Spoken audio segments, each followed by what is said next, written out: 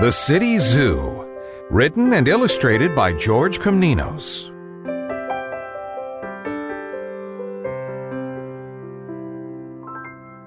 The kind old keeper was popular at City Zoo. He never locked the animals up, and they roamed the zoo visiting each other for a chat, or spent their days playing with one another. All the animals were fed and protected by their faithful zookeeper, who worked tirelessly to take care of their needs and keep the zoo running smoothly.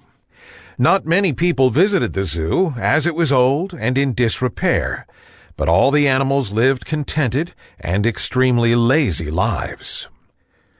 One day, Billy Big Ears the bat was hanging around the zookeeper's office, snoozing.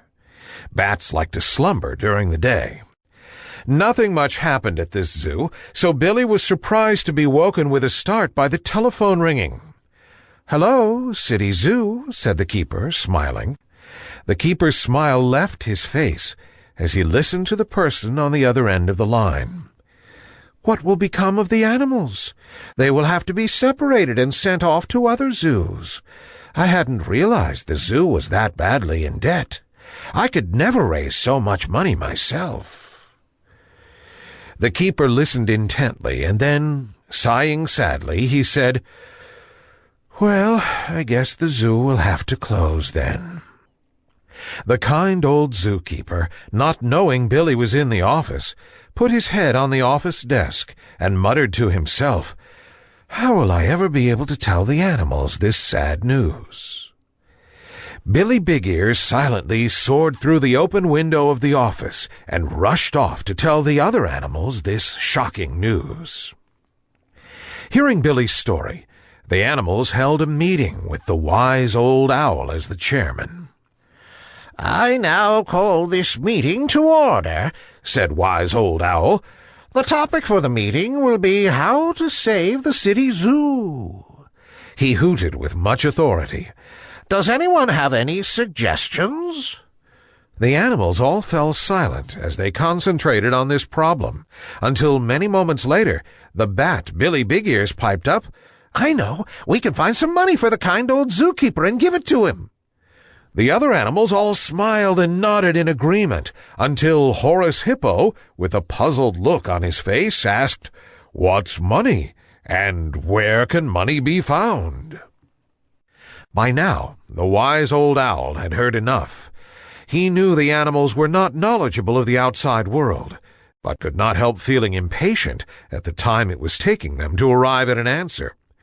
Puffing up his feathers, as he always did when feeling exasperated at the other animals' ignorance, he hooted, "You don't find money. Money is something you earn by getting a job."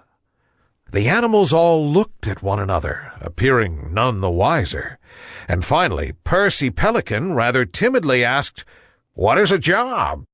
"A job is doing something useful to help others.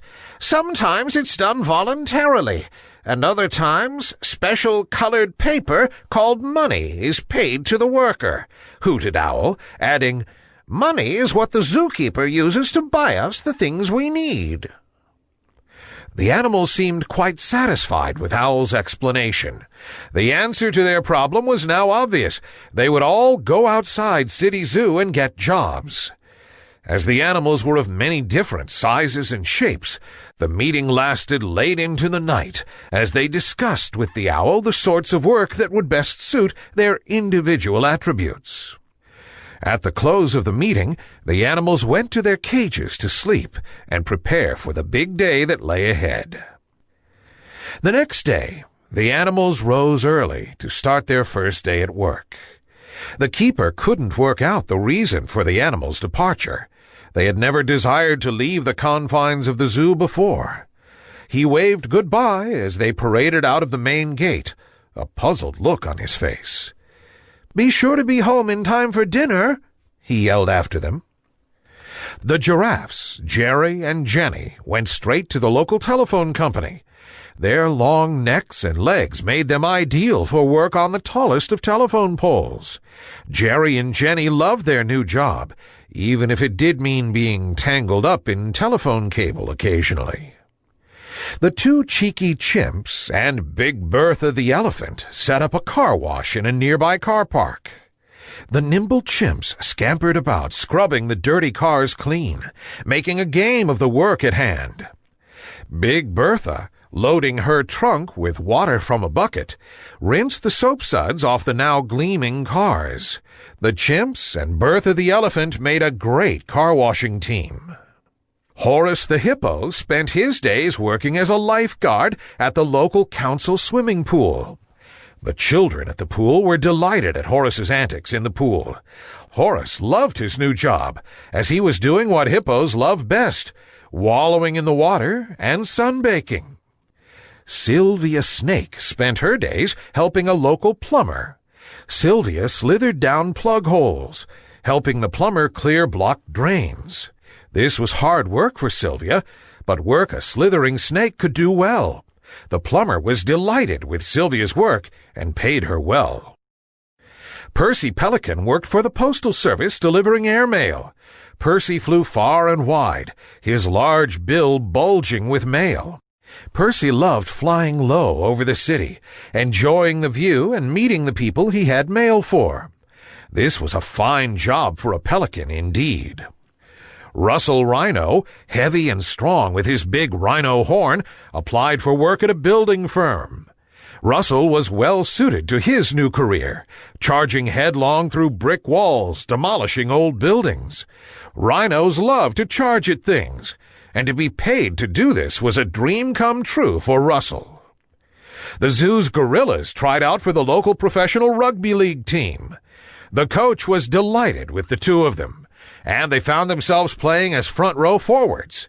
Needless to say, their team never lost a scrum, and the other players admired the playing skill of the gorillas, often trying to emulate it.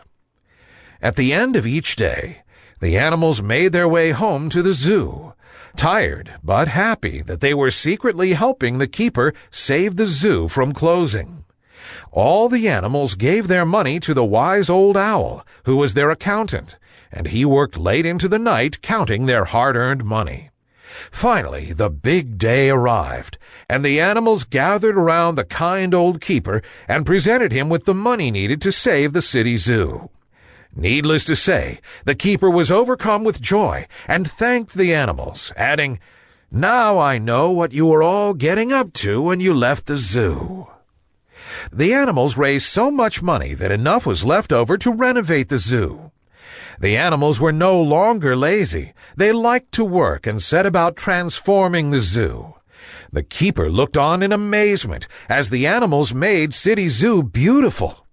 People of the city soon heard news of this and visited in great numbers, assuring the zoo of its future. The kind keeper and all the animals lived happily ever after.